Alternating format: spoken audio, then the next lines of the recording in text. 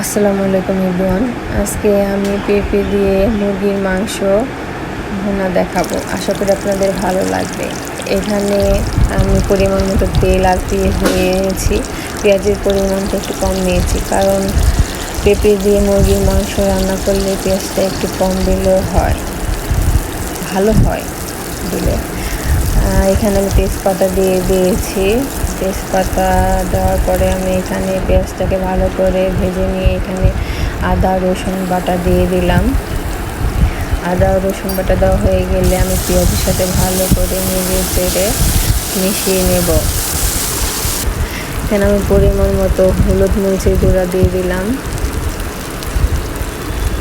হলুদ মরিচের গুঁড়া দেওয়া হয়ে গেলে আমি এখানে কষানোর জন্য পানি দিয়ে দিলাম। ভালো করে নেড়ে চেড়ে কষিয়ে নেব। লবণ দিয়ে দিলাম পরিমাণ মতো। ভালো করে কষানো নেওয়া হয়ে গেলে দেখেন কি সুন্দর তেল উঠে গেছে। এখন আমি এখানে পেঁপে দিয়ে দিলাম পরিমাণ মতো। পেঁপে আগে দিয়েছি, কারণ মুরগির মাংসের সাথে পেঁপে রান্না করলে পেঁপেটা আগে দিলে ভালো হয়। মুরগির মাংস ভেঙে যায় না, আগে দিলে মুরগির মাংসগুলো ভেঙে যায়। এজন্য আমি পেঁপেগুলো আগে দিয়েছি। পেঁপেগুলো ভালো করে কষিয়ে নেওয়ার পরে আমি এখানে মুরগির মাংসগুলো দিয়ে দেব। এখন কষানো প্রায় হয়ে আসছে। এখানে আমি মুরগির মাংসগুলো দিয়ে দিলাম। মুরগির মাংস আর পেঁপে ভালো করে একসাথে মিশিয়ে নেব।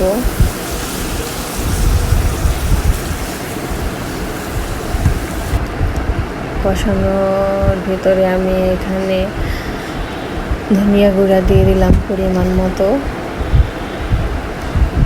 ধনিয়া গুঁড়া দেওয়া হয়ে গেলে এগুলো আবার নেড়ে চেড়ে মিশিয়ে নেব।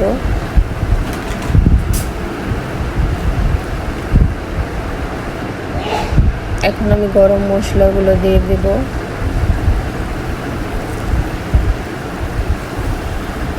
মেশানো হয়ে গেলে আমি এখানে পরিমাণ মতো